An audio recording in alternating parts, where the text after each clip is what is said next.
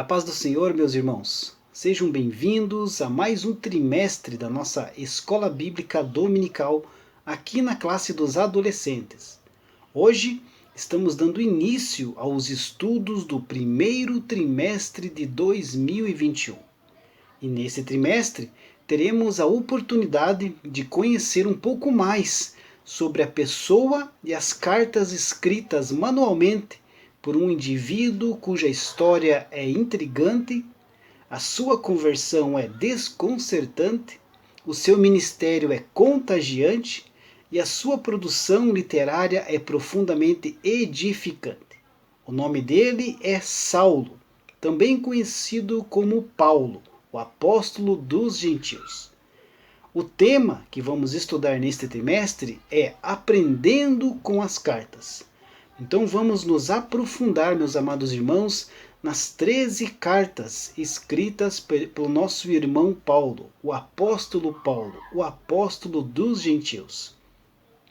E hoje, para dar início a esses estudos, vamos estudar a lição de número 1, que tem como título Cartas Paulinas para hoje. O destaque da nossa lição se encontra lá na carta de Paulo aos Gálatas, capítulo de número 1, versículo 11 e 12, que diz assim: Meus irmãos, eu afirmo a vocês que o evangelho que eu anuncio não é uma invenção humana. Eu não o recebi de ninguém, e ninguém o ensinou a mim, mas foi o próprio Jesus Cristo que o revelou para mim. Paulo teve um encontro com Jesus no caminho a Damasco. Paulo era um perseguidor de cristãos. E quando ele estava se dirigindo a Damasco ali para continuar a sua perseguição, ele teve um encontro com Jesus. E a sua vida mudou.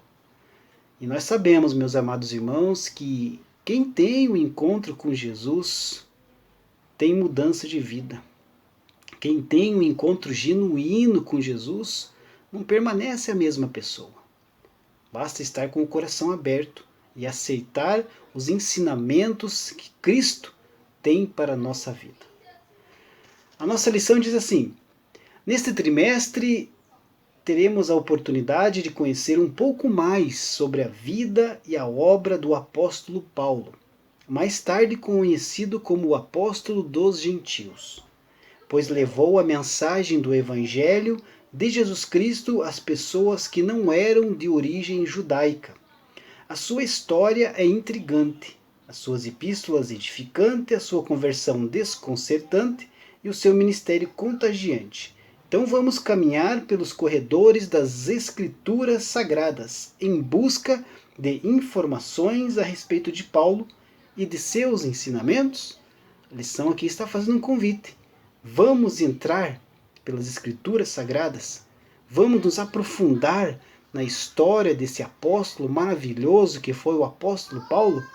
Eu te convido, meu irmão e minha irmã, acompanhe as nossas aulas nesse trimestre, que eu tenho certeza que será bênção para a sua vida. As cartas de Paulo muito têm a nos ensinar, muito têm a nos edificar para a nossa caminhada cristã perante a sociedade que vivemos. Aqui a nossa lição está dividida em alguns tópicos. O primeiro tópico aqui, conhecendo o homem chamado Paulo, a composição das cartas de Paulo e a atualidade dos conselhos de Paulo para nós. Então, Paulo de Tarso, ele pode ser conhecido como uma das pessoas mais influentes nos rumos da história. Talvez apenas Jesus de Nazaré, ou até outro exemplo, Maomé também, possam ser colocados na mesma categoria. Paulo, contudo, não era um pregador popular e messiânico como Jesus, e nem um profeta como Maomé.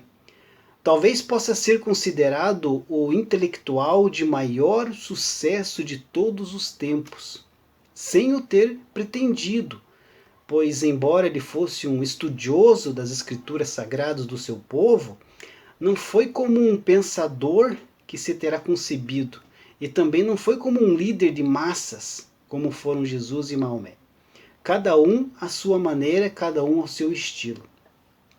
Já por isso, A sua trajetória, a trajetória de Paulo, já despertaria aí uma grande atenção de nós. Como foi possível que um pregador tivesse tanto êxito e considerado o grande pensador da fé, de maior adesão no mundo?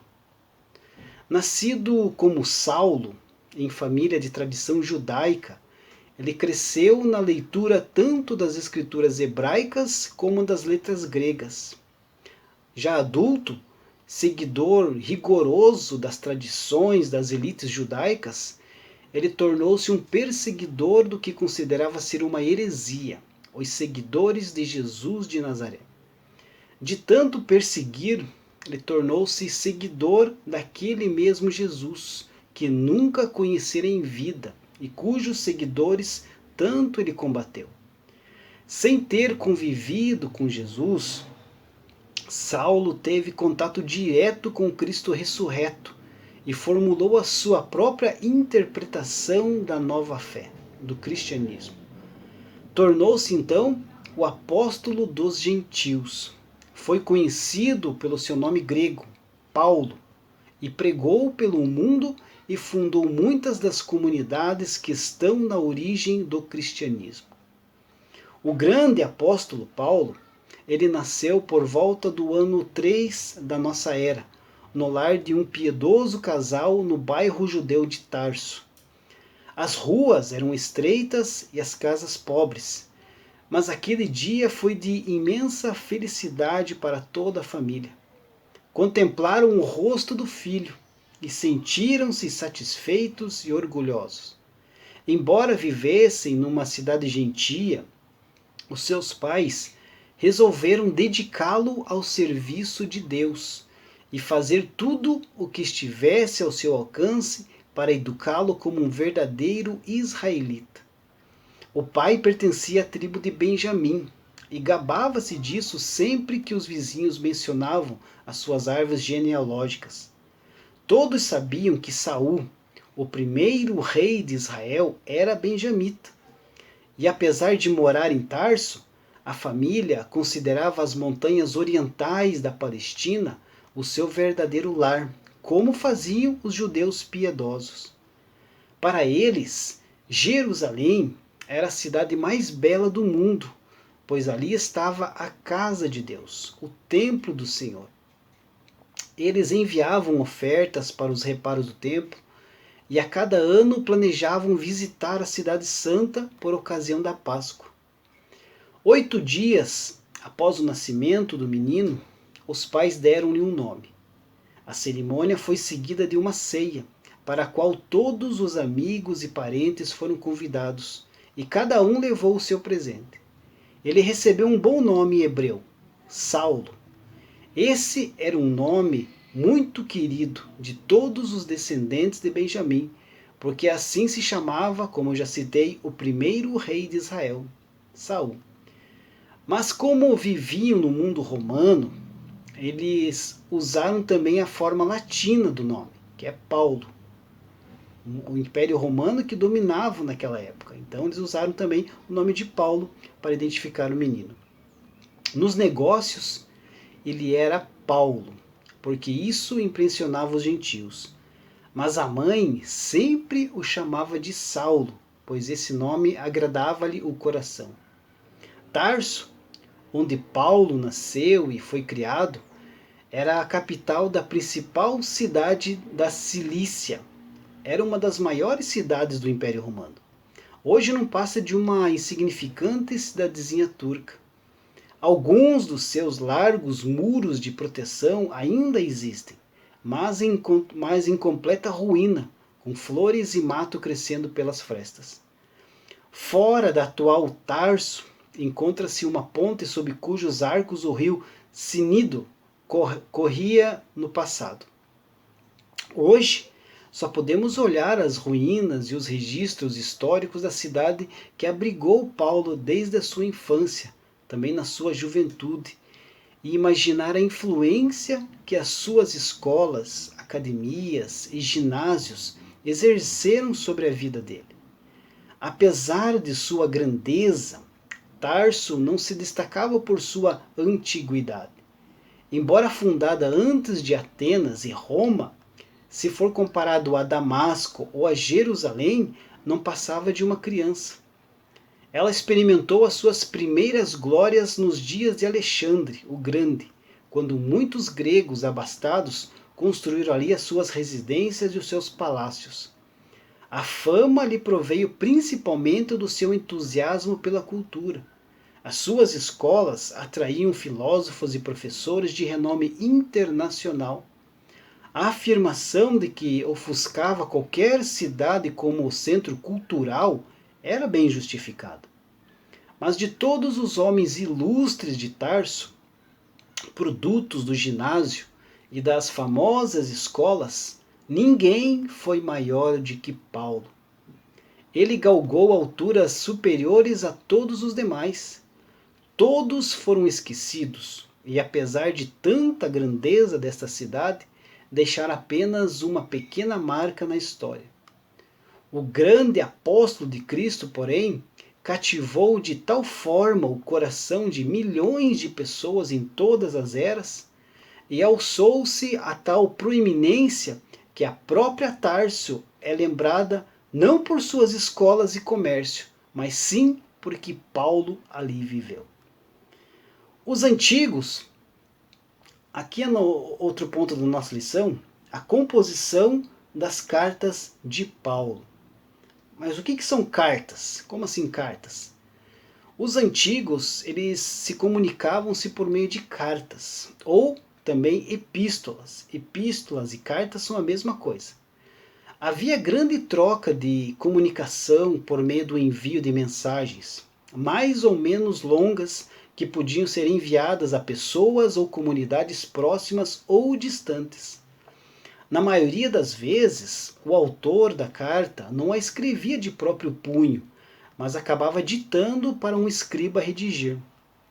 No final, às vezes escrevia as linhas finais de saudação, como forma de assinatura, para atestar que foi ele mesmo que redigiu a carta. A grande maioria dessas missivas acabou se perdendo, dessas cartas acabaram se perdendo ao longo do tempo, pois não foram copiadas e não sobreviveram ao tempo. Mas as cartas de Paulo foram preservadas por seus seguidores, que fizeram cópias e passaram a construir um tesouro que chegou até nós dessa forma. A cópia mais antiga desse conjunto, que se conservou até os dias de hoje, encontra-se num papiro datada do início do século III. As cartas faziam parte, assim, da historiografia de um gênero literário. Tinham, portanto, certas características genéricas. Uma saudação inicial, o desenvolvimento do tema e da mensagem, uma conclusão, como firma do autor. Paulo não poderia ter se preocupado em vida com a publicação das suas epístolas, a diferença de autores como Cícero, no século I a.C., ou Plínio, o jovem, no século II d.C., pois Paulo sempre estava em movimentação, a pregar e a enfrentar as agruras decorrentes dessa ação missionária em que Cristo lhe incumbiu. Eram documentos de circunstância para responder a inquietações corretas e momentâneas das comunidades.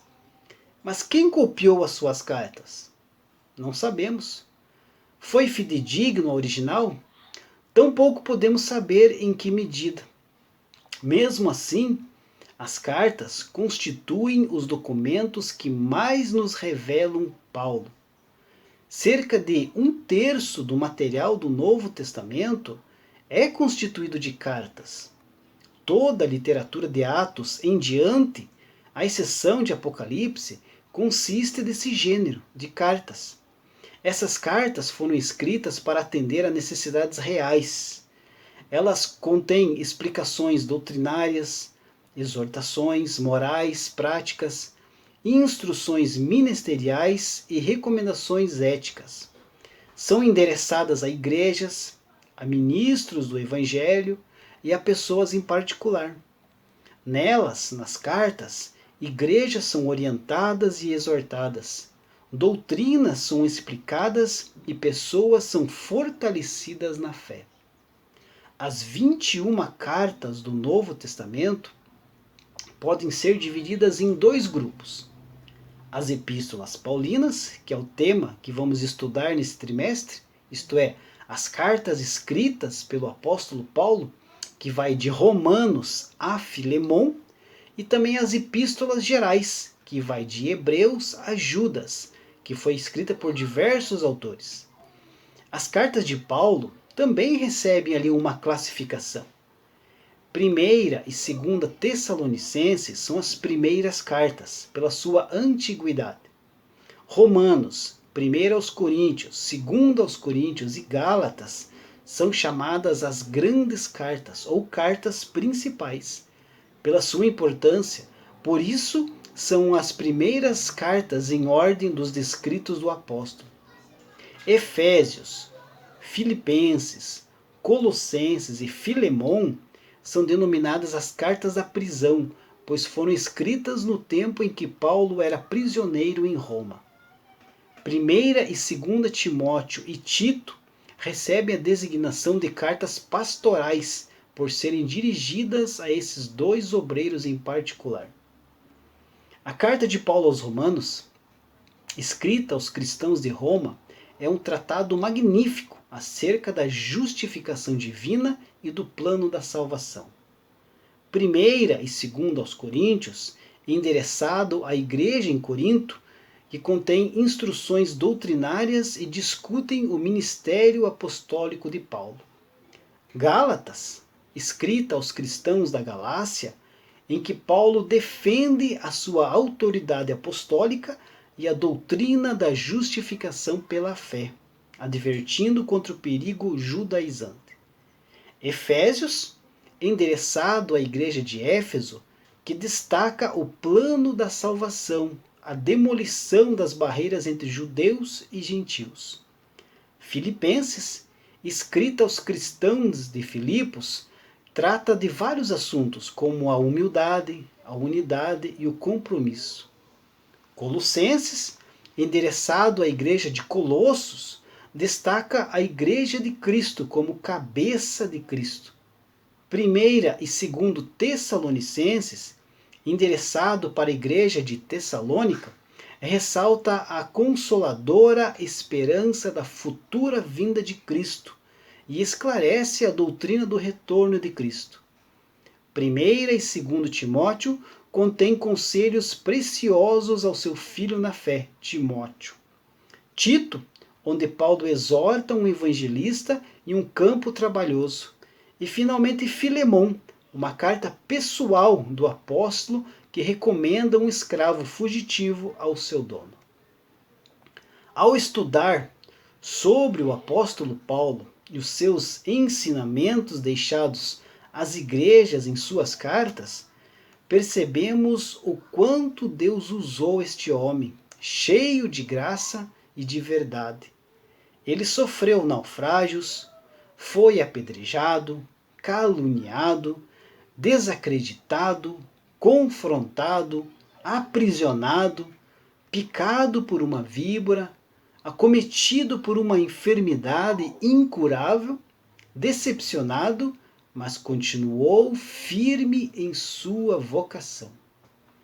Considerava-se um escravo de Jesus Cristo, ao ponto de dizer: fui crucificado com Cristo.